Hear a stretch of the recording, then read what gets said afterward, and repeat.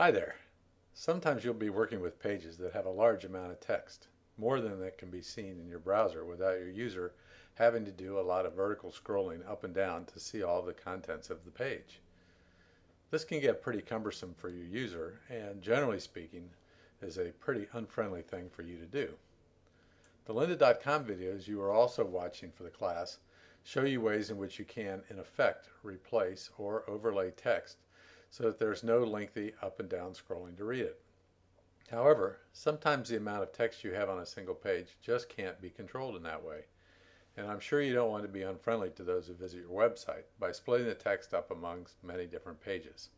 So this video is about a way to help them avoid all that unsightly scrolling, is by using what are called anchor tags. Anchor tags provide a mechanism for you to create places on your page where users can quickly jump to the content they want to read on that same page. So instead of creating links to other pages or other websites, you create links to other locations on the same page. So with that introduction, let's get started.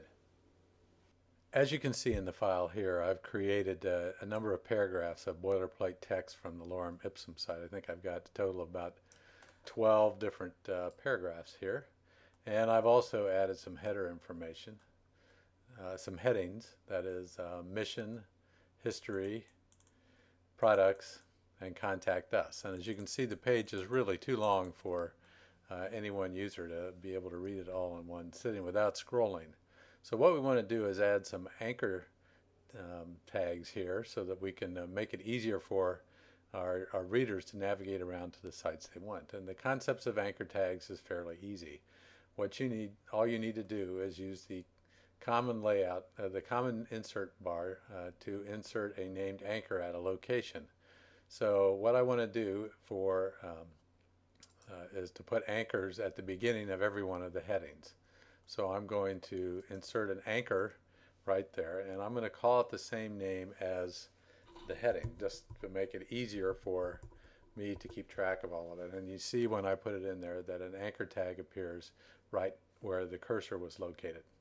I'm going to put another one down here with history, only this time I'm going to do a copy and paste so that I make sure I type it exactly the same way that I had the heading information.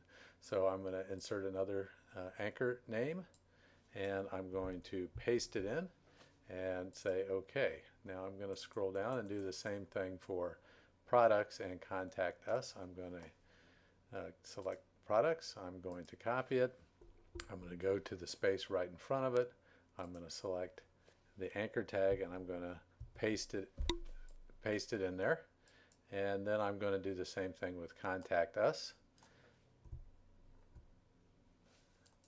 Copy it, go to the space in front of it, insert an anchor, and then name it.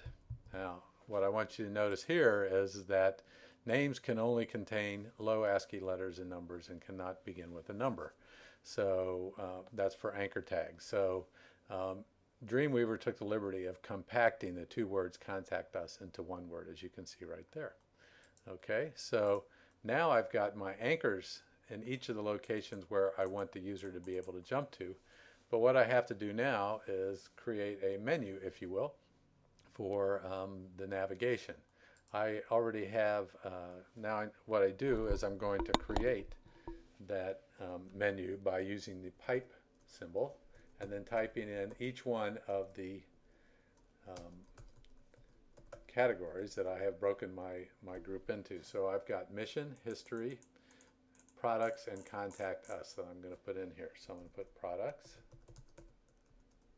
and a pipe, and then contact us and the closed pipe. So now I've got a menu here, and it would be helpful because I want my user to be able to jump down to these to also be able to jump back.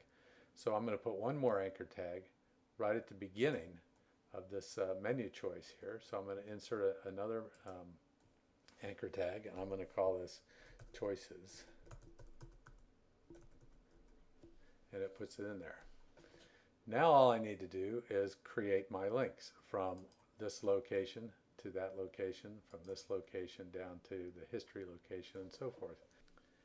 And to do that is the same thing that I've done whenever I've created links to anywhere, is all I need to do is select the text that I want to become a link.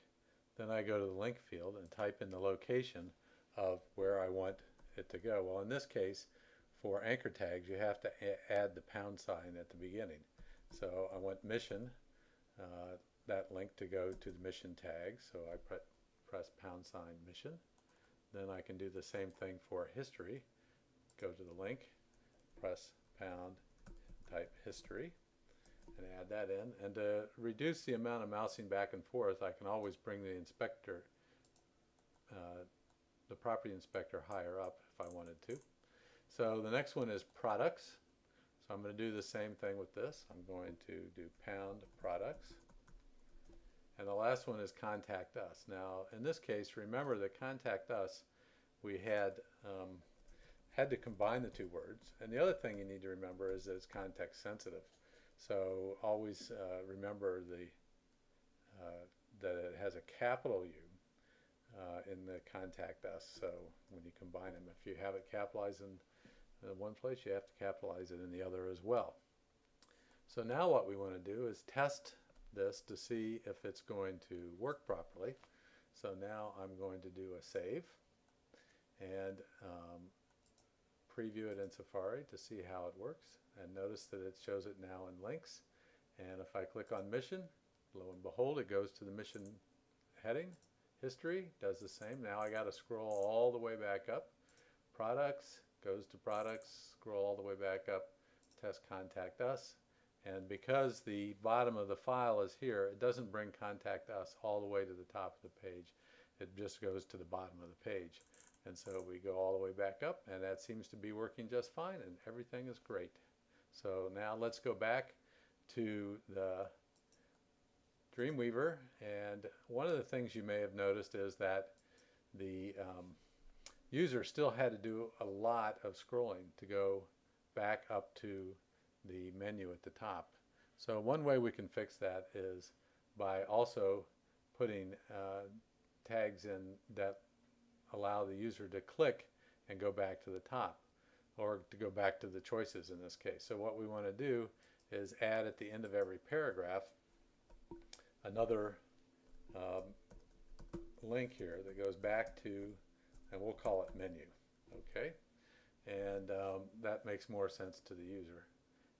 And we'll say, let's go back to the menu, and now I do the same thing with the link. Now remember, I called the menu choices, so I type in choices, and now lo and behold it says back to the menu is a link. Now the nice thing about this is once I've done this once, I can just copy and paste it back in again at the end of each one of these paragraphs. So I'm going to do that. I'm going to go scroll down to the bottom of this paragraph and click there, and then paste that in, and then go down one more and click at the end of that one and paste it in there. So now I've got a way for the user to go back. So let's test how it works. I'm going to save my file. Remember, you've got to save it every time in order to test it in a browser. I'm going to preview it in Safari. Now it's still showing that it's got the history of me going there. So let's start by going to the bottom and see what happens here. Contact us, and there it is. It jumped to contact us, and now I have actually two choices of the back to the menu, and I can click on either one, and there it does. It takes me back to the menu. Let's test products. The products jump there. It goes back, works fine. History, it works fine, and mission, it seems to work fine too. So that's the sum and total of what you need to do to create anchor tags and to be able to navigate around on one page. So if you had any trouble understanding this, just like any of the videos, you should feel free to go back to the video at the point where you're having trouble, stop it, replay it, and look at it again. Hope this helps you understand more about anchor tags, and especially how useful they can be when you're building pages that have a lot of content in them. So until then, I'll see you the next time.